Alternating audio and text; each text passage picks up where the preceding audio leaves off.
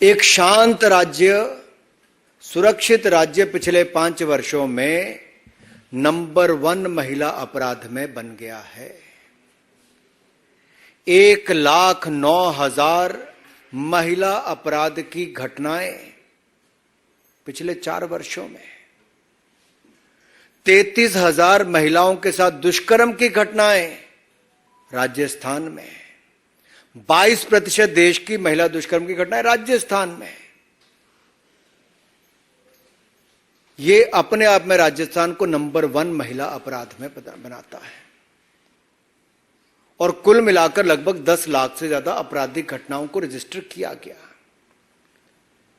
अब प्रधानमंत्री जी ने कहा था कि महिलाओं पर अपराध की घटनाओं पे राज्यों को कड़े कदम उठाने चाहिए और सोनिया जी और राहुल गांधी जी के आदेश पर मुख्यमंत्री अशोक गहलोत जी ने कड़े कदम उठाए और अपने ही एक मंत्री को बर्खास्त कर दिया। बर्खास्त इसलिए किया कि राजेंद्र गुड़ा जी ने राजस्थान के हालात पर चिंता व्यक्त की कि दूसरे राज्यों को छोड़ के राजस्थान में जो महिलाओं के खिलाफ अपराध की घटनाएं बढ़ रही हैं उसकी चिंता की जाए, चर्चा की जाए। और मुख्यमंत्री अशोक गहलोत जी ने राहुल गांधी जी, सोनिया गांधी जी के आदेश पर उसको ही बर्खास्त कर दिया। और उन्होंने क्या कहा राजेंद्र सिंह गुड़ा जी ने कि विधानसभा में मैं सीएम से 1-on-1 जवाब मांगूंगा। और बड़ी बात यह कही है, किसी और ने नहीं, जो 4.5 साल राजस्थान की सरकार में, अशोक गहलोत जी की सरकार में मंत्री रहे, उन्होंने कहा प्रदेश में सीएम का इकबाल खत्म हो गया है। ये बहुत बड़ी बात है। एक जो आपका मंत्री 4.5 साल आपके साथ रहा, उन्होंने कहा राजस्थान में अराजकता का माहौल है, सीएम विधानसभा में आते हैं ना जवाब देते हैं। और ये मैं नहीं कह रहा जी, ये राजस्थान में कांग्रेस के मंत्री ही अपने मुख्यमंत्री से सवाल खड़े करते हैं। एक मंत्री तो हैं जिन्होंने हिम्मत करके महिला अपराध पर कोई बात कही, दूसरे मंत्री जिनको उन्होंने शह दे रखी है और संरक्षण दे रखा है सोनिया जी, राहुल जी के आदेश पर, जिनको बचाने का काम किया है अशोक गहलोत जी ने, वो शांति धारीवाल जी, क्या कहते हैं जब महिला के साथ बलात्कार की घटना हुई, अपराध की घटना हुई, तो उन्होंने कहा यह मर्दों का प्रदेश है। और पूरे कांग्रेसी ठहाका मार के हंसते हैं मंत्री और विधायक और मजाक उड़ाते हैं। सोनिया जी, प्रियंका जी, राहुल जी, इस पे कोई जवाब नहीं देगा क्या कांग्रेस पार्टी का? मल्लिका और खड़गे जी से मैं कहता हूं, और मैं तो इतना ही कह सकता हूं, मैं तो यूपी चुनाव में जब सह प्रभारी था तो प्रियंका जी बड़ी बड़ी बातें करती थी, लड़की हूं, लड़ सकती हूं, बस राजस्थान नहीं जा सकती हूं, बिहार पर मुंह में दही जमा सकती हूं और बंगाल पर होंठ सिल सकती हूं। लड़की हूं, राजस्थान नहीं जा सकती हूं, और कोई महिला अपराध की आवाज उठाए तो मुख्यमंत्री अशोक गहलोत कह के उनका इस्तीफा करवा सकती हूं। लड़की हूं, लड़ सकती हूं। शांति धारीवाल ये कहे मर्दों का प्रदेश है तो ठाके माके हंस लेना, बचाने के लिए मैं तुम्हारे लिए लड़ सकती हूं। अरे राजस्थान में आपराधिक घटनाएं महिलाओं पर कौन कौन सी हुई, जरा एक बार सोचिए तो सही। मुख्यमंत्री के घर से 5 किलोमीटर दूरी पर वैशाली नगर में एक बच्चे के सामने उसकी मां की इज्जत लूटी जाती है, उसको मरने पर मजबूर किया जाता है। करौली में युवती का अपहरण करके, गैंग रेप करके गोली मारी जाती है, एसिड गिराया जाता है, फिर कुएं में डुबा दिया जाता है। दौसा में आदिवासी महिला का अपहरण करके, गैंग रेप करके, एसिड डाल के उसकी भी हत्या कर दी जाती है। उदयपुर में 8 साल की बच्ची के साथ दुष्कर्म करने के बाद 8 टुकड़े करके फेंक दिया जाता है जंगल में। बीकानेर के खाजूवाला में 2 पुलिस वाले शामिल होते हैं बलात्कार में, लेकिन गिरफ्तारी पहले दिन नहीं होती, सीसीटीवी कैमरा में है तब भी उसके बावजूद जोधपुर में जिसको भाई जैसा माना था, ऐसे 3 लोगों ने, दरिंदे कहूंगा मैं तो, जिन्होंने दुष्कर्म करने का काम किया। और ये मुख्यमंत्री का गृह जिला है। अरे मुख्यमंत्री तो सोए हैं, लेकिन जो लड़की है लड़ सकती हूं वो कहां है? जो बॉर्डर से चले गई करौली के पास से, लेकिन वहां नहीं जाने का दम भर पाई जहां करौली में दलित युवती के साथ गैंग रेप करके एसिड फेंक के उसको मार दिया जाता है। दलित हो, युवती हो, महिला हो, इनके खिलाफ राजस्थान नंबर 1 अपराध की दृष्टि से, महिला अपराध की दृष्टि से बना है। बंगाल भी पीछे नहीं है। बंगाल में चुनाव में बम और हत्या, बैलेट से ज्यादा बम की घटनाएं सुनने को मिली। हत्या के मामले, हत्या और हिंसा के मामले, रास्ते सत्ता हथियाने का काम किया गया। लेकिन पश्चिम बंगाल में मैं आप सबके सामने कहना चाहता हूं, ममता बनर्जी जी, न जाने आपके दिल में ममता बची है कि नहीं बची है, यह सवाल खड़ा होता है। बंगाल के हावड़ा में इंसानियत शर्मसार हुई है, लेकिन सबके होंठ सिले हुए हैं जी। हावड़ा के पांचला इलाके में पंचायत चुनाव के मतदान के दिन 40 से ज्यादा टीएमसी के गुंडों ने महिला को निर्वस्त्र करके घुमाया। प्रत्याशी को पीटा गया, बेइज्जती की गई। और यही नहीं, बंगाल के ही मालदा में एक जो वीडियो वायरल हो रहा है, मैं तो ऐसे वीडियो दिखाऊंगा भी नहीं, शेयर भी नहीं कर सकता, लेकिन जहां पर 2 महिलाओं को पीट पीट कर अर्धनंग किया जा रहा है और नंगा करके उनको जैसे घुमाया जा रहा है जी, वीडियो बनाए जा रहे हैं। कहां है ममता जी की ममता? कहां है सरकार? कहां कार्रवाई हो पा रही है? ये बंगाल से लेके, बिहार से लेके राजस्थान तक, तृणमूल हो, जेडीयू हो, आरजेडी हो, कांग्रेस हो, इनके शासित राज्यों में महिलाओं के खिलाफ अपराध की घटनाएं बढ़ रही है और सरकारें मूक दर्शक बन के बैठी हैं। ये गठबंधन की बात करते हैं, उस गठबंधन के नेताओं के ऊपर देखिए, एक भी इस बात को लेकर अपनी बात नहीं कहता है। और कहां गए वो अवार्ड वापसी वाले लोग? कहां गए कैंडल मार्च वाले लोग? कहां गए फ्रीडम ऑफ स्पीच वाले लोग? क्या बंगाल, बिहार, राजस्थान में महिलाओं के साथ होती घटनाओं पर वो मूक दर्शक बन के बैठे रहेंगे? और जो मर्दों वाला प्रदेश कहकर ठहाके मारते हैं, उस पे खड़गे जी, आप क्या, पूरा गांधी परिवार भी मूक दर्शक बन के बैठा रहता है। सवाल खड़े होते हैं आपके सामने। और बिहार, बंगाल की यही नहीं, बहुत सारी घटनाएं थी। फरवरी 2020 में हल्दिया में मां बेटी के साथ सद्दाम हुसैन और मंजूर मलिक के नाम दरिंदों ने रेप करके उनको जलाकर मार दिया। पश्चिम मेदिनीपुरा में, डेबरा में टीएमसी के गुंडों ने आदिवासी महिला के साथ दुष्कर्म के बाद हत्या की। 15 जुलाई को 2020 में नदिया जिला के कृष्णानगर में युवा कार्यकर्ता की हत्या कर दी गई। और अप्रैल 2018 में दक्षिण 24 परगना में बीजेपी की महिला कार्यकर्ता की पिटाई करके उनको भी निर्वस्त्र करके घुमाया गया। 3 फरवरी 2020 को पश्चिम बंगाल के दक्षिण दिनाजपुर जिले में कांग्रेस तृणमूल के ही एक नेता ने कथित गुंडों के साथ 2 महिलाओं के पांव बांध के, हाथ पैर बांधकर जमीन पर घसीटा भी, अभद्र व्यवहार भी किया, हरकतें की। ये सब जनता के सामने है, लेकिन शायद नेशनल मीडिया के परे है। उन लोगों की आवाज जो कभी बाकी मुद्दों को लेकर आते हैं, इन घटनाओं पर चुप रहते हैं। कितनी गिनाऊं, कितनी ऐसी महिलाओं के साथ दुष्कर्म की घटनाएं जिनकी आप बीती आपको सुनाओ। मुझे तो कहते हुए भी कई बार शर्म आती है जिस तरह की घटनाएं इन राज्यों में घट रही है।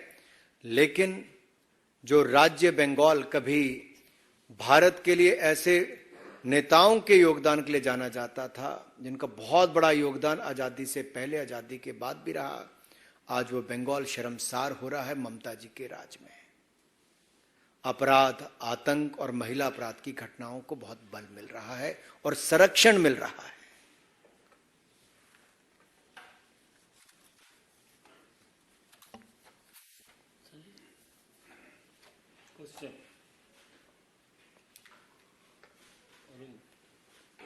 टीवी 18 नीरज न्यूज़ 18 इंडिया से सवाल ये कि अभी थोड़ी देर पहले राजस्थान के मुख्यमंत्री ने प्रेस वार्ता की।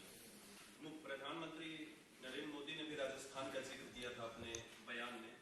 अशोक गहलोत का कहना है कि राजस्थान की भावनाएं आहत हुई और प्रधानमंत्री कर्नाटक जाते हैं, राजस्थान जाते हैं, लेकिन मणिपुर नहीं जाते। ये सवाल खड़ा किया। मैं एक सवाल मुख्यमंत्री से पूछना चाहता हूं, कानून व्यवस्था राजस्थान की क्या मुख्यमंत्री राजस्थान की जिम्मेदारी है कि नहीं है?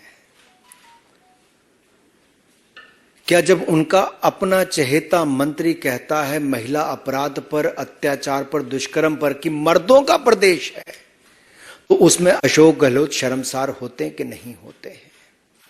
जब उनका अपना मंत्री राजेंद्र गुड़ा सवाल खड़ा करता है कि मुख्यमंत्री ना विधानसभा आते हैं ना जवाब देते हैं, तो उस पर मुख्यमंत्री का क्या कहना है? मेरा अशोक गहलोत जी से सवाल है कि जब उनके अपने मंत्री ने कहा कि सीएम का इकबाल खत्म हो गया, तो क्या मुख्यमंत्री इस्तीफा देंगे कि नहीं देंगे?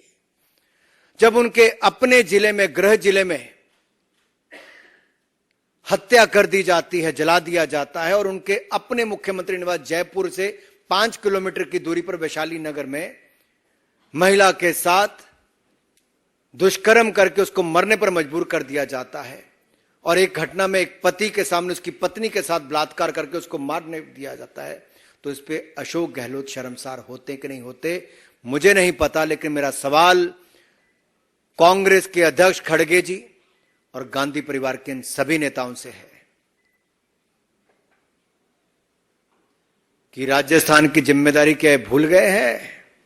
अरे जितने महीने सरकार है उतने महीने तो अपनी जिम्मेदारी निभाएं। और प्रधानमंत्री जी ने सख्त शब्दों में कहा है, कोई भी हो, कितने भी हो, सबके खिलाफ कड़ी कार्रवाई होनी चाहिए और होगी। लेकिन राज्य के मुख्यमंत्री, चाहे बंगाल हो, बिहार हो, राजस्थान हो, अपनी जिम्मेदारी से नहीं भाग सकते। Mohit Bhatt, Times Now. Videos that have come from Malga of the women from the tribal community, these are very, very shocking videos that have come out. But what has happened in Rajasthan, where the minister was sacked from his post because he raised questions. But whenever the opposition parties are being asked questions on this, what is happening in their state, like in Bengal or Rajasthan, they say that the BJP is trying to divert the issue from the Manipur. They are not talking about Manipur, but they are completely silent on what is happening in Bengal and Rajasthan. You rightly pointed out, but I would like to say here, can you differentiate between two women? For example, one incident happens in Rajasthan, one incident happens in Bengal or Bihar or Manipur. A crime against women is a crime against women. And the action must be taken as per law. And the law and order is the state subject. The state has to take the action. Why there is a delay and why they are in a denial mode to take action. Why the shelter is being given to those people who are involved in the molestation or in a rape-like incidents or any crime against women. Who is giving shelter to them? That's a big thing. And my big question to all the opposition leader is, will they send a delegation of the opposition leaders to the states like Rajasthan, Bengal and Bihar? क्या विपक्ष के नेता एक delegation Rajasthan, Bengal और बिहार भेजेंगे वहां पर महिलाओं के खिलाफ हुए अपराध की घटनाओं पर देखने के? हमने यहां से भारतीय जनता पार्टी के राष्ट्रीय अध्यक्ष जी ने एक महिला सांसदों का डेलीगेशन पश्चिम बंगाल भेजा, और मैं आपको बताना चाहता हूं जी, जब वो हमारी महिला सांसद वापस आई, हमारी नेताएं वापस आई, कितनी घबराई हुई थी, और कहीं ना कहीं एक तरह से वो अपनी बातों को, अपने अनुभव को बयान करने से भी घबराहट नजर आती थी। तो अगर महिला नेता और सांसदों का बंगाल में जाकर वहां का फीडबैक लेने से इतना है, तो वहां की रहने वाली महिलाओं पर क्या बीती होगी, आप बीती क्या सुनाई होगी, आप कल्पना नहीं कर सकते। कितने भय के वातावरण में पश्चिम बंगाल में महिलाएं जी रही हैं। और जहां पर एक महिला मुख्यमंत्री हो जिसका नाम ममता हो, लेकिन ममता ना हो। ममता दीदी क्या बना दिया बंगाल को। Devendra Parashar, India TV. Sir, इसमें दो क्वेश्चन है। पहली बात तो ये कि अशोक गहलोत बार-बार कोशिश कर रहे हैं मणिपुर की घटना को लेके कि प्रधानमंत्री ने जो कहा उन्होंने राजस्थान का अपमान कर दिया, राजस्थान के स्वाभिमान को चोट पहुंचाई। और दूसरी चीज की पार्लियामेंट में जो बाकी दलों का रवैया आप देख रहे हैं अपोजिशन के तरफ, आगे का रास्ता कैसा दिख रहा है? जहां तक पार्लियामेंट का सवाल है, मैं बहुत स्पष्ट शब्दों में कहना चाहता हूं, भारतीय जनता पार्टी ने पहले दिन से कहा महिला अपराध की घटनाओं पर हम लोग चर्चा करने के लिए तैयार हैं, चाहे वो मणिपुर की हो, राजस्थान की हो, बिहार की हो, बंगाल की हो। और मैं एक बात आपसे कहना चाहता हूं, अगर कांग्रेस शासित 10 साल का भी मैं केवल समय लूं, 2004 से 14 का, तो उस समय तो मणिपुर में 6-6 महीने बंद रहता था जी। कांग्रेस के उस समय के गृह मंत्री कभी गए भी? हमारे यहां से तो माननीय गृह मंत्री जी गए भी, 4 दिन वहां बैठे भी, और वहां पर पीस हो, शांति हो, सब दिशा में कदम उठाए गए। हम अपनी जिम्मेदारी को भी समझते हैं,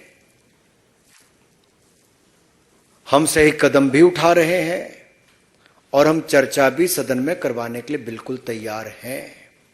लेकिन मेरा सवाल यह है कि विपक्ष चर्चा से क्यों भाग रहा है? ऐसी कौन सी बातें हैं जो विपक्ष को चर्चा शुरू करने से भयभीत कर रही है? ऐसी कौन सी बातें हैं जो डर पैदा करती हैं विपक्ष में? देखिए, चर्चा क्या बहिष्कार करने से हल निकलेगा कि चर्चा करने से?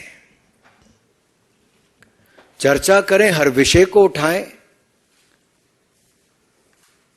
क्यों नहीं 2 दिन सदन चलने दिया? विपक्ष की क्या मजबूरी है? क्या किसी एक राजनीतिक दल का एक नेता अब सदन का सदस्य नहीं रहा तो पिछला सदन भी नहीं चलने दिया और इस बार भी पूरा सेशन ना चलने देंगे? क्या यही सोच हो गई है? अनामिका रत्ना, ईटीवी भारत। सर, अशोक गहलोत बार-बार कह रहे हैं कि जोधपुर की घटना में महज 2 घंटे में उन्होंने आरोपियों को गिरफ्तार कर दिया, जबकि मणिपुर में 77 दिन लगे सरकार को। मणिपुर और जोधपुर मेरे पास ये मेरे पास कितने दिनों, मेरे पास देखिए अब कितने पेज हैं, 16 पन्नों में कम से कम 132 लाइनें ऐसी हैं जहां पर 33,000 ऐसे महिला दुष्कर्म की घटनाओं की सूची में राजस्थान की लेकर बैठा हूं। मुख्यमंत्री अशोक गहलोत जी जवाब दें, आपकी निकम्मी और निठल्ली सरकार में 4.5 सालों में राजस्थान नंबर 1 महिला अपराध में क्यों बना? आपकी सरकार कार्रवाई क्यों नहीं कर पाई? आपके मुख्यमंत्री निवास से 5 किलोमीटर दूरी पर कैसे एक महिला के साथ दुष्कर्म किया जाता है, उसको जलने पर मजबूर कर दिया जाता है?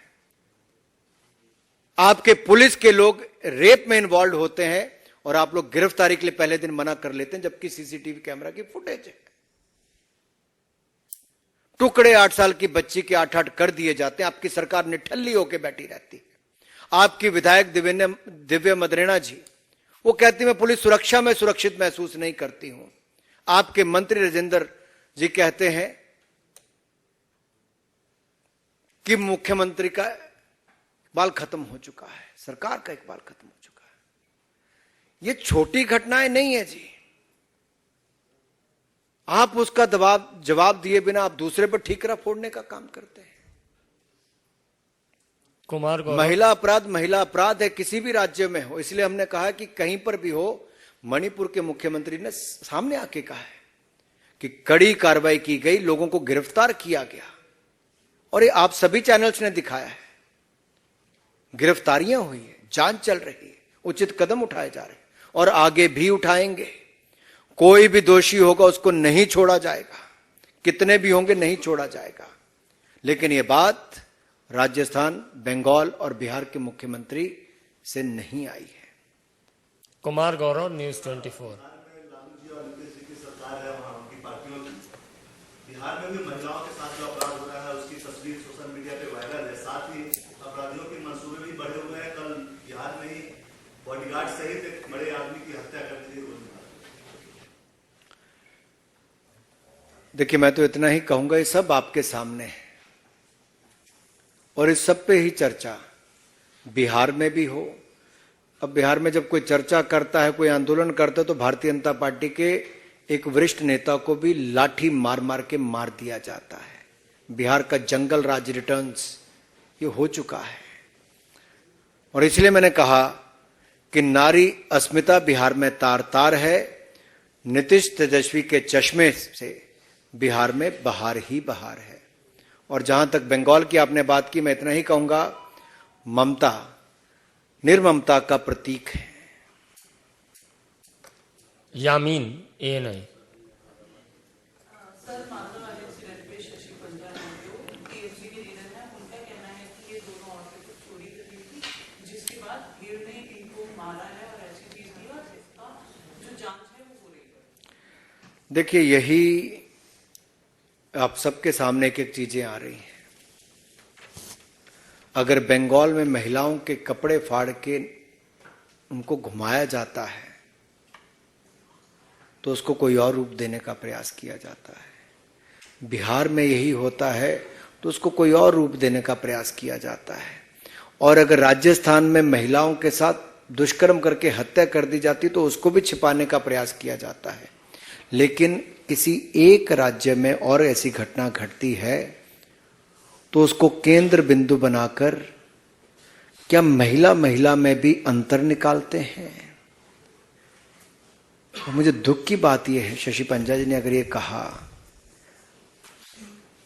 और ममता जी की सरकार में कहा, जो एक महिला है और दूसरी महिला ने ऐसा बयान दिया, तो आप समझ लीजिए वहां पे महिला भयभीत क्यों है, वहां पे महिला अपराध क्यों है बंगाल में। वहां पे अपराध के बाद भी जुबान खोलने में डर क्यों होता है, क्योंकि मार दिया जाता है। और जो हमारी महिला सांसद गई, महिला बड़ी नेता गई, वो भी भयभीत होकर वापस आए, तो उसके पीछे कारण साफ दिखता है जी, कि ऐसा बयान अगर वहां की बंगाल की नेता दे रही हैं तो साफ दिखता है तो इसको अपराध ही नहीं मान रही हैं। मिलन शर्मा, आज तक। अंतिम प्रश्न है। सर, जैसे आपने बताया कि इन सारे राज्यों में जहाँ बीजेपी की सरकार नहीं है, महिलाओं के साथ दुष्कर्म हो रहा है और पुलिस की जांच भी एक तरीके से नहीं हो पाती है। शशि पंजा के बयान पर भी आपने अभी बोला कि इसको एक अलग कलर दिया जाता है। यही सेम बयान वो कह रहे हैं कि जहाँ मणिपुर का बात है तो बीजेपी अलग कलर देता है। तो सर, जिन राज्यों में आपकी सरकार नहीं है, एक नेशनल कमीशन ऑफ वुमेन हमने नेशनल लेवल पे बनाया है, क्या उनका भी दायित्व नहीं बनता है कि स्टेट कमीशन से इस पर संज्ञान ले? नेशनल लेवल पे हम क्या कर सकते हैं? मेरा जिसके पास जो जिम्मेदारी है उसको अपनी जिम्मेदारी निभानी चाहिए और महिला अपराध की घटनाएं बंद हों, समाज भी जागरूक हो और जिस महिला के खिलाफ अपराध हो, जो इन्वॉल्व है उनके खिलाफ कड़ी से कड़ी कार्रवाई कम से कम समय में हो, ये हमारी मांग भी है और कानून व्यवस्था राज्य का विषय है। उनको कड़े से कड़े कदम उठाने चाहिए, महिलाएं सुरक्षित हों, महिलाओं का सम्मान बढ़े और महिला अपराध की घटनाएं बंद हो देश में। इस दिशा में आगे बढ़े। हर राज्य को अपनी भूमिका निभानी चाहिए। चाहे वो राजस्थान के अशोक गहलोत जी अपनी जिम्मेदारी नहीं छुड़ा सकते, चाहे राहुल गांधी जी, प्रियंका जी या सोनिया जी ने जो भी निर्देश दिए हों कि महिला के सम्मान में या महिलाओं के हित में अगर किसी मंत्री ने आवाज उठाई तो उसको बर्खास्त करने का ऑर्डर दे दिया, इससे बड़ा दुर्भाग्यपूर्ण और क्या कदम होगा जी। सुदेशना घोषाल।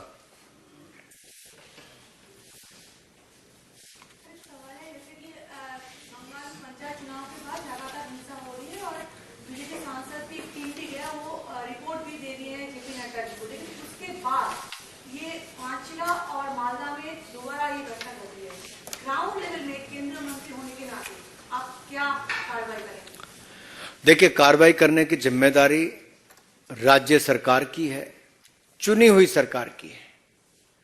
लेकिन सबसे बड़ी चुनौती तो यह है कि चुनी हुई सरकार ही अगर संरक्षण देती है अपराधियों को, मुख्यमंत्री की नाक के तले अगर बहन बेटियों को कपड़े उतार कर घुमाया जाता है, चुनाव जीतने के लिए कुछ भी ओछे हथकंडे अपनाए जाते हैं, और बाहर से गए डेलीगेशन पे भी ना जाने दिया जाए, दबाव बनाया जाए या ऐसी घटनाओं को छिपाने का प्रयास किया जाए और इसको झूठी घटना बताने का भी एक प्रयास किया जाए, तो आप समझिए बंगाल की आज हालत क्या हो गई है। एक महिला मुख्यमंत्री के रहते महिलाओं पर अपराध की घटनाएं बंगाल में बढ़ी, इससे बड़ा दुर्भाग्यपूर्ण कुछ नहीं हो सकता, शर्मनाक कुछ नहीं हो सकता।